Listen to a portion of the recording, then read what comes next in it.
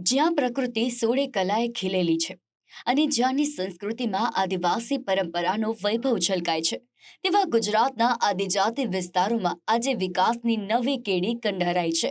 જળ, જમીન અને જંગલના જતન સાથે આદિવાસી બાંધવોના સર્વાંગી વિકાસ માટે રાજ્ય સરકારે આદરેલા કાર્યો હવે સફળતાના શિખરો સર કરી રહ્યા છે.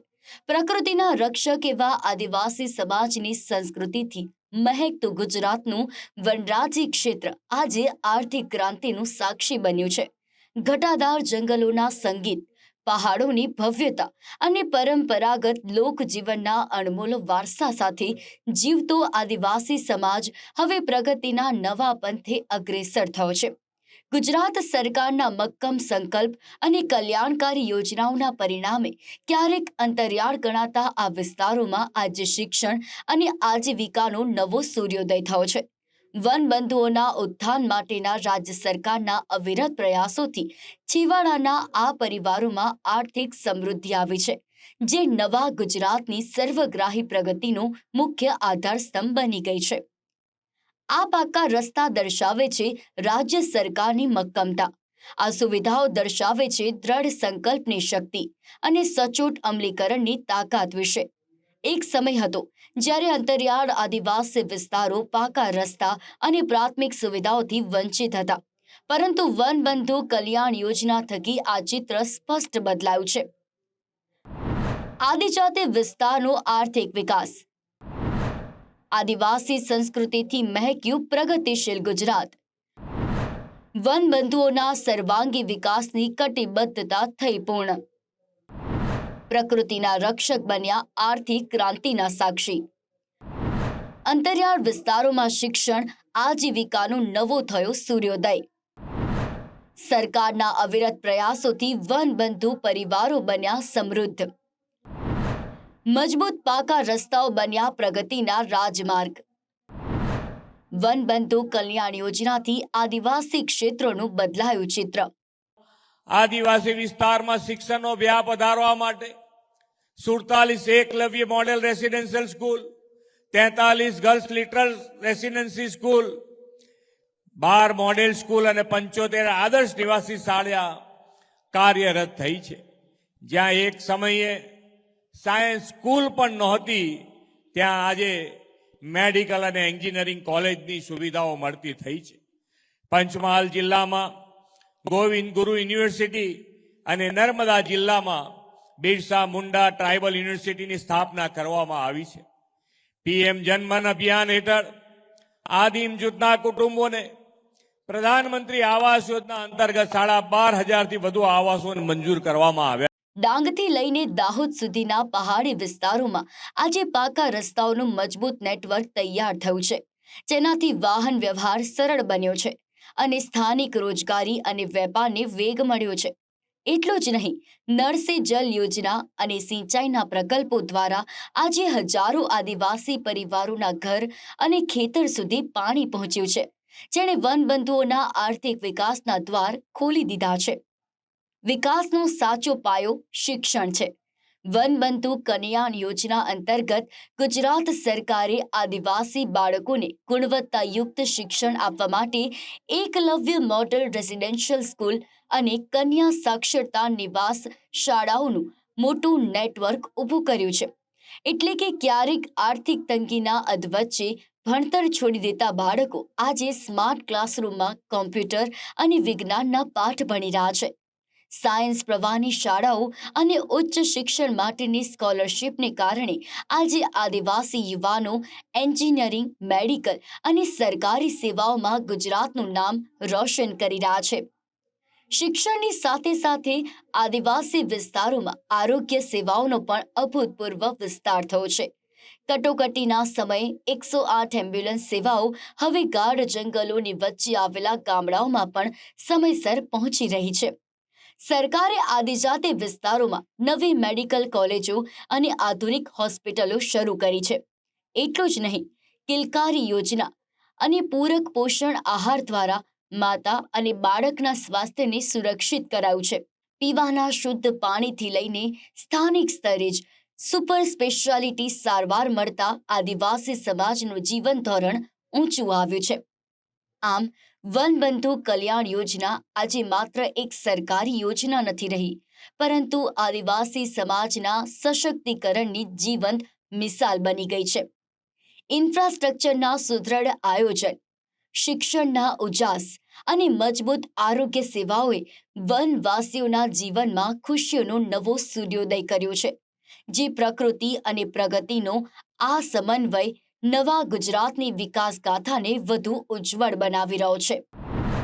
આદિવાસી વિસ્તારનો આર્થિક વિકાસ. અંત્યોદયનો વિચાર આદિવાસી વિસ્તારમાં અમલી. ડાંગથી દાહોદ સુધી પાકા રસ્તાઓનું મજબૂત નેટવર્ક. નળ સે જલ યોજનાથી ઘરે ઘરે આવ્યું પાણી. એકલવ્ય સ્કૂલ દ્વારા બાળકોને મળ્યું ગુણવત્તાયુક્ત શિક્ષણ. આજે આદિવાસી બાળકો સ્માર્ટ ક્લાસમાં ભણતા થયા. ઉચ્ચ સ્કોલરશિપ આદિવાસી યુવાનોના સપના સાકાર થયા. ગાઢ જંગલોના ગામડાઓમાં આરોગ્યની સુવિધાઓ બની સુદૃઢ. આદિજાતિ વિસ્તારોમાં નવી આધુનિક હોસ્પિટલો કરાઈ શરૂ. કિલકારી યોજનાથી માતા બાળકનું સ્વાસ્થ્ય કરાયું સુરક્ષિત. વનબંધુ યોજના બની આદિવાસી સશક્તિકરણની જીવંત મિસાલ. મારા મનમાં સપનું હતું કે મારા આદિવાસી દીકરા દીકરીઓ ડોક્ટર બને, નર્સિંગમાં જાય.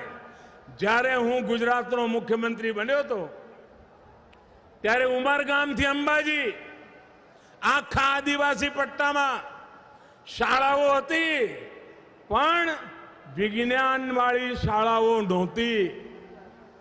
હવે વિજ્ઞાનની શાળા જ ના હોય તો મારો આદિવાસી દીકરો કે દીકરી એન્જિનિયર કેવી રીતે બની શકે, ડોક્ટર કેવી રીતે બની શકે? અને મેં વિજ્ઞાનની શાળાઓથી શરૂઆત કરી હતી કે આદિવાસી દરેક તાલુકામાં એક વિજ્ઞાનની શાળા બનાવીશ. અને આજે મને ખુશી છે કે આદિવાસી જિલ્લાઓમાં મેડિકલ કોલેજો, ડિપ્લોમા એન્જિનિયરિંગ કોલેજો, નર્સિંગની કોલેજો ધમધમી રહી છે. અને મારી આદિવાસી દીકરા દીકરીઓ ડોક્ટર બનવા માટે થનગની રહ્યા છે. અહીંના દીકરા વિદેશોમાં ભણવા ગયા છે, ભારત સરકારની યોજનાથી ભણવા ગયા છે. ભાઈઓ બહેનો, પ્રગતિની દિશા કઈ હોય એનો અમે રસ્તો બતાવ્યો છે અને એ રસ્તા ઉપર અમે ચાલી રહ્યા છે. આજે દેશભરમાં 750 જેટલી એકલવ્ય મોડેલ સ્કૂલ, એટલે લગભગ દરેક જિલ્લામાં એકલવ્ય મોડેલ સ્કૂલ, અને એનું લક્ષ્ય પૂરું કરવા માટે કામ કરી રહ્યા છીએ. અમારા જનજાતીય સમુદાયના બાળકો માટે એકલવ્ય સ્કૂલની અંદર આધુનિકમાં આધુનિક શિક્ષણ મળે એની આપણે ચિંતા કરી રહ્યા છીએ. આઝાદીના બાદ પછી ટ્રાઇબલ રિસર્ચ ઇન્સ્ટિટ્યૂટ માત્ર 18 બન્યા. 7 દાયકામાં માત્ર 18. મારા આદિવાસી ભાઈઓ બહેનો, મને આશીર્વાદ આપો, મેં 7 જ વર્ષમાં નવા 9 બનાવી દીધા. કેવી રીતે પ્રગતિ થાય છે અને કેટલા મોટા પાયા પર પ્રગતિ થાય છે એનું આ ઉદાહરણ છે. ગુજરાતનો આદિવાસી બંધુ આજે દરેક ક્ષેત્રે પ્રગતિના શિખરો સર કરી રહ્યો છે. જેમાં જો ખેતી ક્ષેત્રની વાત કરીએ તો આદિવાસી ખેડૂત હવે પરંપરાગત ખેતીથી આગળ વધીને ગ્લોબલ અને હાઈટેક ખેતી તરફ ડગ માંડી રહ્યા છે. રાજ્ય સરકારના મક્કમ સંકલ્પ અને કૃષિ વૈવિધ્યકરણ યોજનાના કારણે આજે આદિજાતિ વિસ્તારોમાં હરિયાળી ક્રાંતિ આવી છે. હાઇબ્રિડ બિયારણ, ખાતર સહાય અને ટપક સિંચાઈ પદ્ધતિએ વનબંધુઓના ખેતરોની સમૃદ્ધિનો નવો માર્ગ બતાવ્યો છે.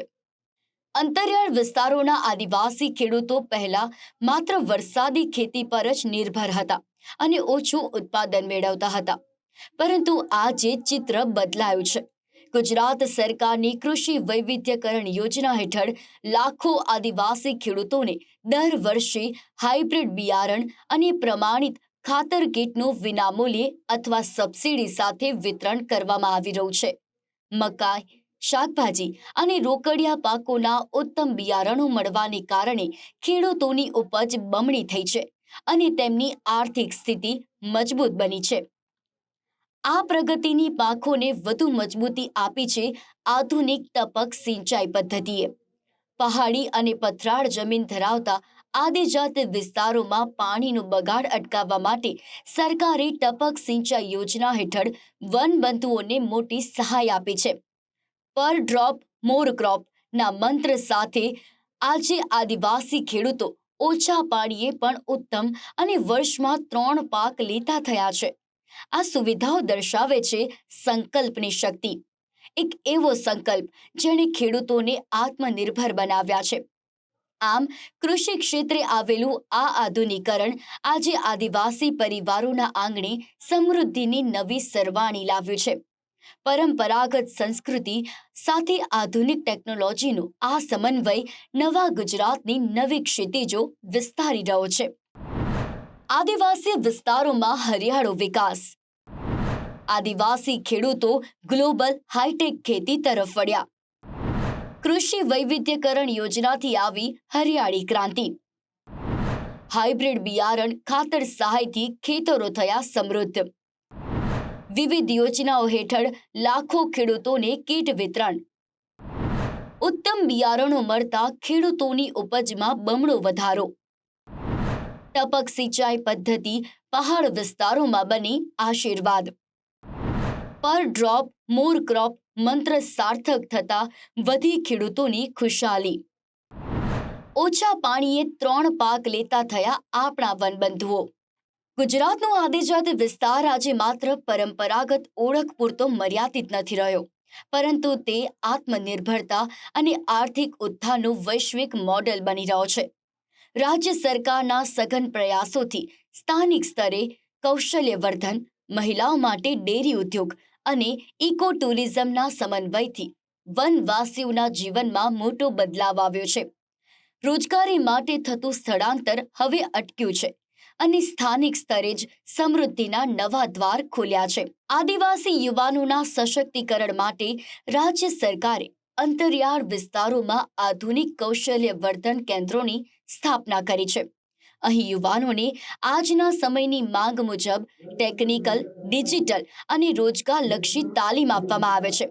તાલીમ પૂર્ણ કર્યા બાદ આ યુવાનોને સ્થાનિક સ્તરે જ કાર્યરત ઉદ્યોગોમાં આજીવિકા મળી રહી છે, જેના કારણે ક્યારેક રોજગારીની શોધમાં મોટા શહેરો તરફ દોટ મૂકતો આદિવાસી યુવાન આજે પોતાના વતનમાં જ સન્માનભેર આજીવિકા કમાઈ રહ્યો છે. વિકાસની આ સફરમાં આદિજાતિ મહિલાઓ સૌથી મોટું ચાલક બળ બની છે. રાજ્ય સરકારની વિશેષ સહાય યોજનાઓ હેઠળ આદિવાસી મહિલાઓને પશુપાલન માટે આર્થિક મદદ અને કીટ આપવામાં આવી છે. આ મહિલાઓ આજે સંગઠિત થઈને ડેરી ઉદ્યોગ સાથે જોડાઈ છે. રોજ સવારે અને સાંજે મંડળીઓમાં દૂધ ભરાવીને વનવાસી બહેનો દર મહિને નિશ્ચિત આવક મેળવતી થઈ છે. પશુપાલન ક્ષેત્રે આવેલી આ શ્વેત ક્રાંતિએ આદિવાસી પરિવારોના આંગણે આર્થિક સ્થિરતા અને સમૃદ્ધિ લાવી દીધી છે. ગુજરાતની આ ભવ્ય પ્રગતિનો આધુનિક ચહેરો એટલે સ્ટેચ્યુ ઓફ યુનિટી અને ઇકો ટુરિઝમના વિવિધ પ્રકલ્પો. વિશ્વની આ સૌથી ઊંચી પ્રતિમાની આસપાસ ખીલેલા પ્રવાસન ઉદ્યોગે સ્થાનિક આદિવાસીઓ માટે રોજગારીની અસંખ્ય તકો સર્જી છે. સ્થાનિક યુવાનો ટુરિસ્ટ ગાઈડ, ડ્રાઈવર અને હોસ્પિટાલિટી ક્ષેત્રે રોજગારી મેળવી રહ્યા છે, તો વનવાસી પરિવારો હોમસ્ટેના માધ્યમથી પ્રવાસીઓને પોતાની સંસ્કૃતિનો પરિચય કરાવીને સારી કમાણી કરી રહ્યા છે. આ સુવિધાઓ દર્શાવે છે સંકલ્પની શક્તિ, જેણે પ્રકૃતિના જતન સાથે પ્રગતિનો નવો ઇતિહાસ લખ્યો છે. આમ કૌશલ્ય, સશક્તિકરણ અને પ્રવાસનનો આ ત્રિવેણી સંગમ આજે ગુજરાતના આદિવાસી વિસ્તારોનું ચિત્ર બદલી રહ્યો છે. આ આત્મનિર્ભરતા જ નવા ગુજરાતની સર્વગ્રાહી અને ગૌરવશાળી પ્રગતિનો સાચો પાયો બની છે. આદિજાતિ વિસ્તારો બન્યા આર્થિક ઉત્થાનનું મોડેલ. કૌશલ્યવર્ધન કેન્દ્રોથી આદિવાસી યુવાનો બન્યા સશક્ત. કૌશલ્યથી ઓળખ મળતા સ્થળાંતરમાં થયો ઘટાડો. પશુપાલન સહાયથી આદિવાસી મહિલાઓ બની આત્મનિર્ભર. ડેરી ઉદ્યોગ જોડાણથી બહેનોની નિશ્ચિત આવકમાં વધારો. શ્વેત ક્રાંતિથી આદિવાસી પરિવારોના આંગણે આવી આર્થિક સ્થિરતા. સ્ટેચ્યુ ઓફ યુનિટીથી પ્રવાસન ક્ષેત્રે આવી ક્રાંતિ. ઇકો ટુરિઝમ પ્રકલ્પોથી સ્થાનિક રોજગારીમાં આવ્યો મોટો વેગ. હોમસ્ટે માધ્યમથી વનવાસી પરિવારો થયા સમૃદ્ધ.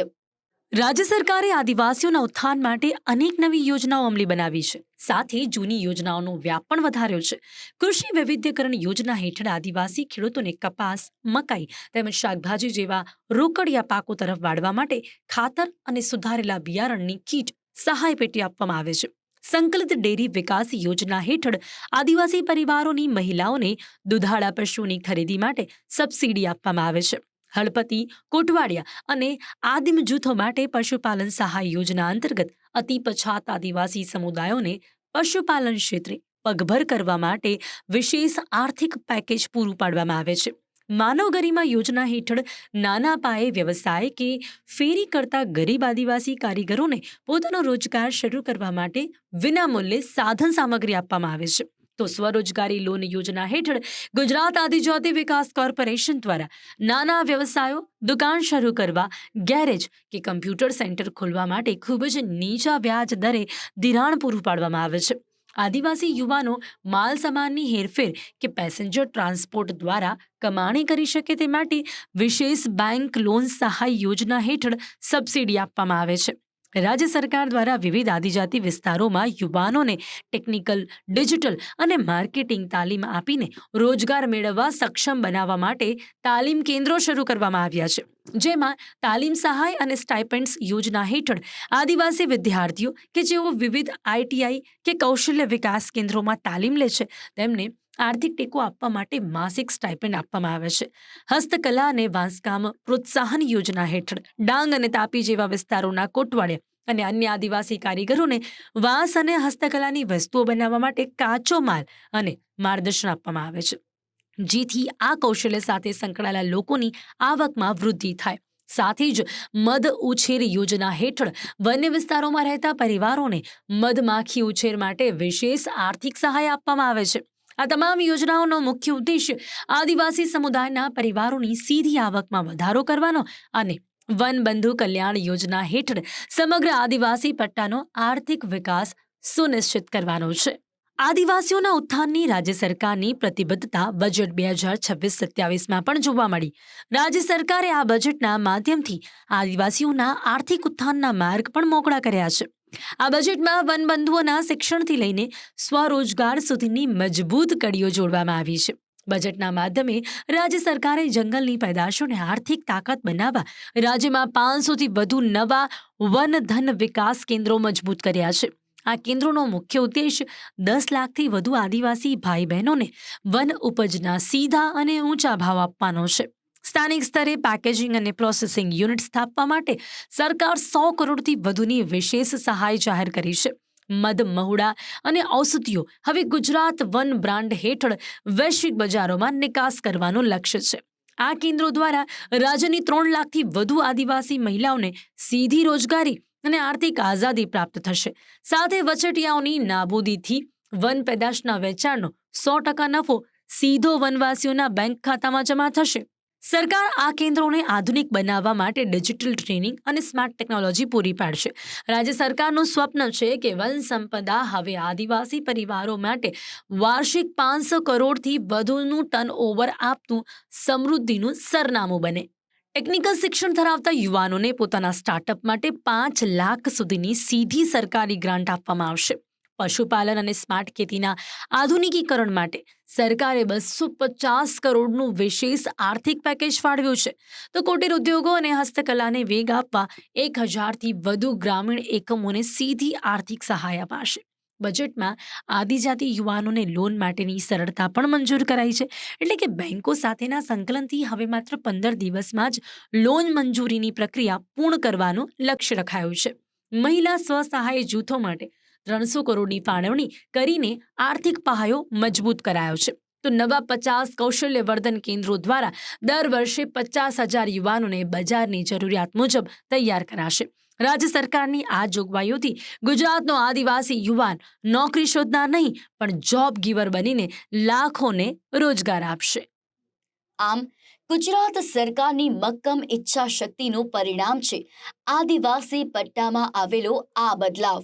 જે માત્ર વિસ્તારનો વિકાસ નહીં પરંતુ સમગ્ર સમાજ સાથે આવનારી આદિવાસી પેઢીઓનો વિકાસ છે, જે અંત્યોદયથી આત્મનિર્ભરતાની સફળ સફરમાં વનવાસી બંધુઓને પ્રથમ હરોળમાં મૂકે છે. આ દ્રઢ સંકલ્પને પૂર્ણ કરીને રાજ્ય સરકારે સાબિત કરી દીધું છે કે તેમની પ્રાથમિકતા હંમેશાથી જનકલ્યાણની જ રહી છે. મક્કમ ઈચ્છા શક્તિ સાથે શ્રેષ્ઠ આયોજનનું ઉત્તમ પરિણામ છે આ બદલાવ, જે રાજ્ય સરકારની અડગ નીતિ અને દૂરંદેશીનું જીવંત ઉદાહરણ બન્યું છે.